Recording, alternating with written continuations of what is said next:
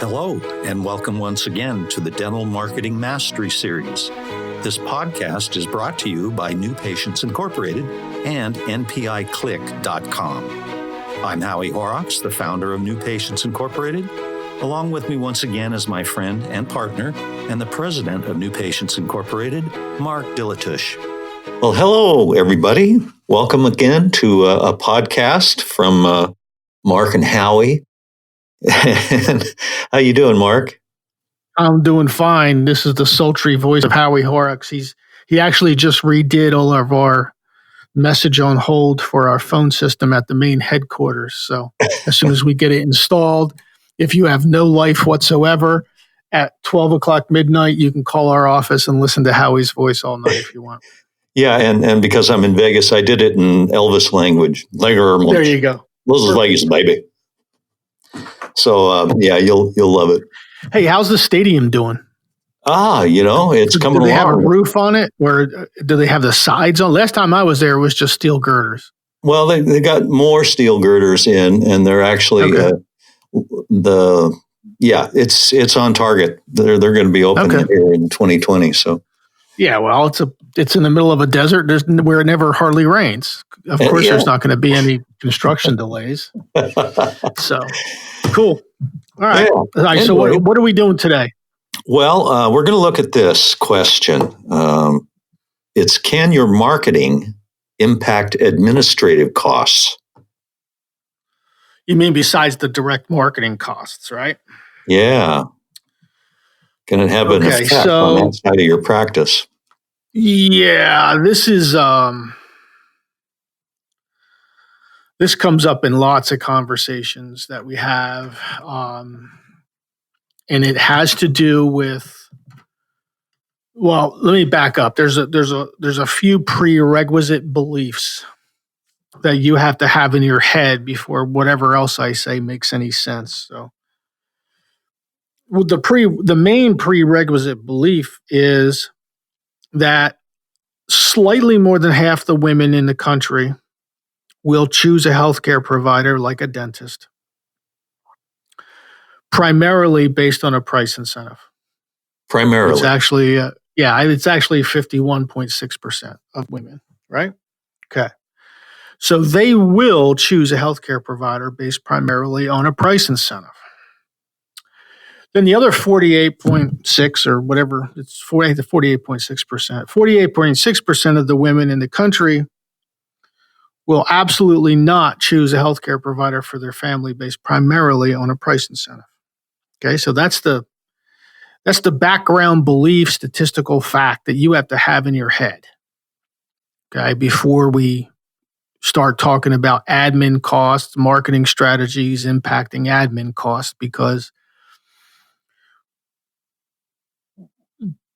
the place that gets dentists in trouble, or one of the places that gets dentists in trouble, is they have this need,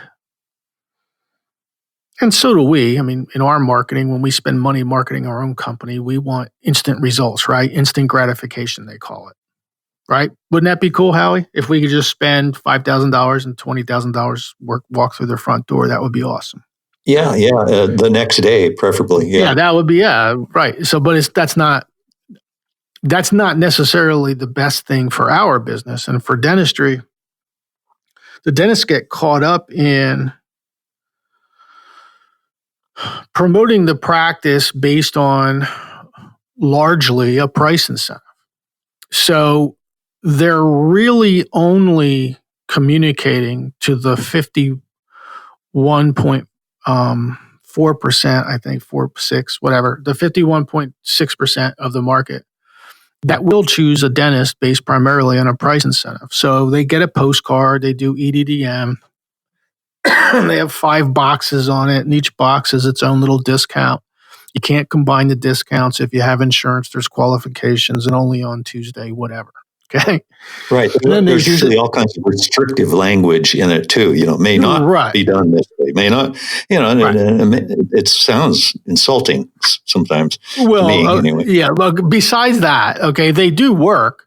Because clearly 51% of the women out there will choose a dentist based on primarily on a price incentive. And if you put 5 price incentives for them to choose from on a postcard, they'll choose one of them. Okay. Yeah. But the driver behind doing that is the dentist wants immediate results. Yes. And what they do is they choose the result that they want, and they put volume of calls before revenues. Okay. In other words, their priority is always filling the schedule. It's never about long-term or even midterm long-term revenues. And it's almost never, ever takes into consideration admin costs. Okay. Now we've come full circle. Everybody understands the background. Everybody understands the percentage of the market that you're speaking to, how to speak to them. And almost every dentist here listening to this would say, well, yeah, I mean, if I have my choice, I'd like to have results come in sooner rather than later. Where they get in trouble is when they say the word result. 99.9% of dentists out there will say volumes of appointments rather than revenues. And that's the core of the problem. What we do in our client practices is we go after revenues and then fill in volumes of patients after the revenues start to go up. It's a very different take on dental marketing that we do. Okay? Because almost anybody, you could probably get an 11-year-old to go online in one of these design studios and create a postcard with 5 deals on it. Seriously, it takes no skill, no testing, no anything. Right? And that's one of the reasons why so many people do it that way. Okay. But what do they trade? This is like making a deal with the devil, right? What are they trading? What part of their soul are they trading in the future? And the answer is, well, one of them is revenues because the ROI will be 11 times less. But let's forget revenues for a second. Let's just look at costs. What admin costs are we trading our soul for? Well, if mom's going to choose you based primarily on a price incentive, one of the 5 that your 9-year-old put on your postcard, what are the chances? Oh, and you pre-appoint her. Yeah, there's another one. Okay. And she needs work and you present treatment. That's the first one. Okay. What are the chances that mom's going to accept her treatment or dad? That doesn't matter. Whatever female is agreeing to this is going to come in with a very low value point for dentistry because she just accepted a deal to come see you to begin with. And she's not basing her decision on anything other than the deal because you sent her a postcard with nothing but deals on it. So she has no other information to make her decision on, so she makes one of the 5. So here she is. She's in your office, and she needs, I don't know, a couple of crowns and a bridge, maybe an implant, maybe some ortho, whatever. Maybe there's $8,000-9,000 worth of work she needs. She hasn't really taken care of her mouth for a while. Or if she has, she's been going from deal dentist to deal dentist to deal dentist for the last 7 years. She has 7 different dentists. And what are the chances that you're going to get her to complete treatment? Are your opportunity costs going to go up or down? You've already given away $59 of your exam fee. Now you're going to give away a lot of your time doing the exam. If she doesn't accept treatment, what's your cost? So if treatment acceptance goes from 80% to 60%, what is the cost, the admin cost to the practice? It's staggering. Okay. Yeah, we know it. We may not have an exact number, but we know it's not 0. Well, it's different in every practice, but it's big. Okay, it's not equally big. Okay, but it's a big number. You know what, Howie? This might be a good spot to take a break. You want to take a break? Yeah, let's do. Yeah, so we'll be right back. Don't go away. Have you ever wondered if your marketing was really working? Result tracking is essential to all your marketing efforts. Without it, you're just guessing, which can be very expensive. With our NPI Click dashboard, you won't have to guess anymore. You will see every call, you can listen to every call, our humans will rate every call. Bottom line, you will have transparency into your marketing results like you had always hoped for. Check it out at npiclick.com. All right, we are back. We're talking about the costs, the administrative costs, and the two halves of the dental market. Yeah, it's does my marketing impact my admin costs positively or negatively? Okay. And we discussed if you're going to promote dentistry based primarily on a price incentive. And when I say primarily, I mean if your advertising has 2 or 3 deals on it and there's a big starburst with the number, you're pretty much primarily advertising a low price. Because the moms in the top half of the market are going to ignore your piece anyway. It doesn't matter what else your piece says. They're immediately going to brand you as the deals dentist and move on. Okay, because they're not going to choose you. Okay, they're just not. I don't care what the deal is. Okay, they're just not going to choose you. So what we did is we moved that forward and we said, well, if you're going to give money away for your exam, and when they come in, the treatment plan acceptance drops from, and we just gave an example, 80% to 60%. What's the long-term revenue impact, negative revenue impact on a dental practice over the course of a career? And the number is staggering. Okay, let's forget staff costs. Let's not even go there yet. Okay, let's just go. Yeah. What happens if my treatment plan acceptance goes down? Okay, just think about that number in your own practice. If you're listening to this podcast, if right now you're at 70, what happens if it goes to 60? Because if you promote to the bottom, that's where it's going. It's not going up. Okay, so that's the first admin cost. The next big one is almost self-imposed. If you're a fan of our podcast and you've listened to them for a while, you're going to find in our library, or maybe you've already heard us rail on pre-appointing hygiene. Okay. So let's go through the scenario. You send your postcard, your 9-year-old designed it, and there's 5 deals on it. And mom chooses one of them. She comes in and she just wants the deal. She just wants her teeth cleaned and she wants an exam. Maybe she says okay to the x-rays. And it's $111. And it used to be $219, but that's the deal. And she needs $8,000 worth of work. You present treatment, do everything. You take your pictures, you show her her mouth, you do everything you possibly can. You took all the CE courses on the planet to try and get a better treatment plan acceptance rate. But she doesn't accept treatment. So we're already aware that we have some admin costs there. But then she comes up to the front desk, and what does your front desk do? Schedule her for 6 months down the road. Well, she wasted our time today. Why don't we schedule her for 6 months down the road to come in and waste our time 6 months from now? Okay. Because it was so much fun. It was so much fun today. Okay. Now, people who know me and know my sense of humor, please don't get offended to my tone. Okay. My tone is meant to teach. It's not meant to ridicule. Okay. I'm trying to get dentists to recognize that they're creating a lot of their own pain. Okay.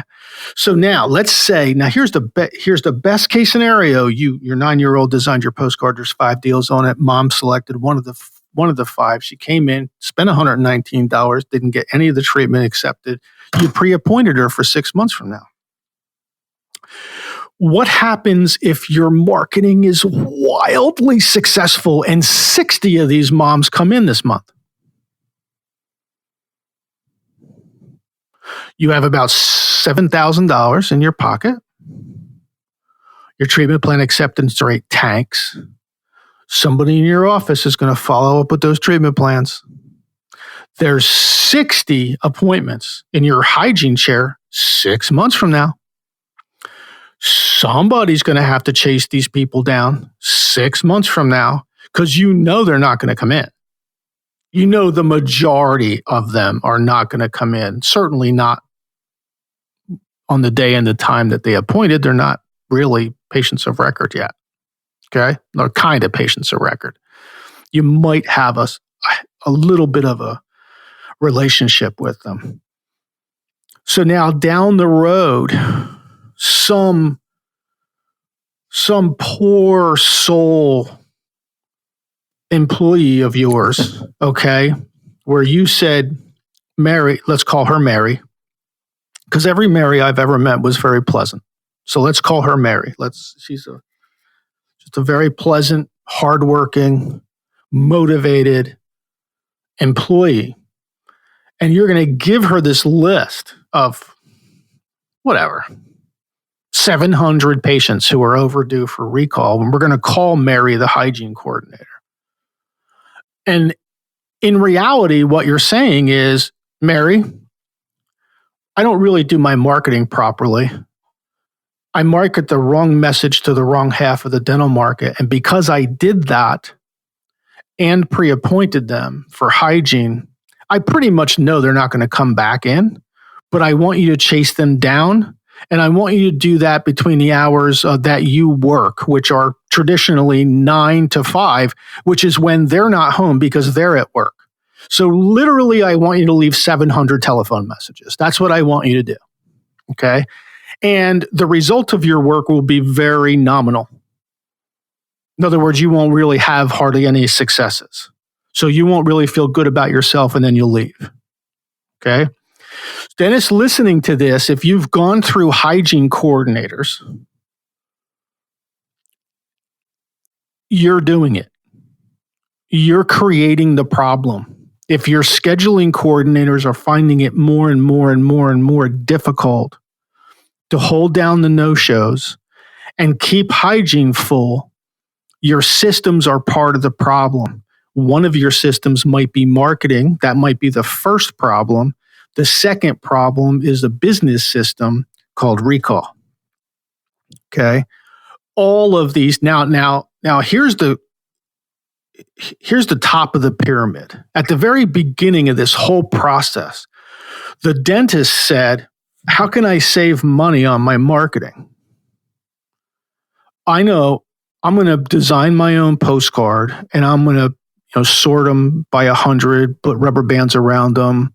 I'm going to get an EDDM list from the post office next door, and I'm going to send all these out because I'm going to save money.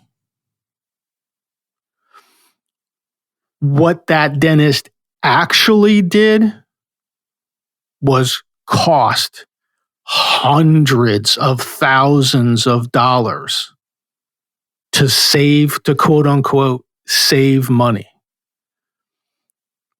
Does everybody understand what happens when you promote to the bottom half of the dental market to your admin costs? They will always go up versus spending your marketing dollar on the top half of the market, the right message.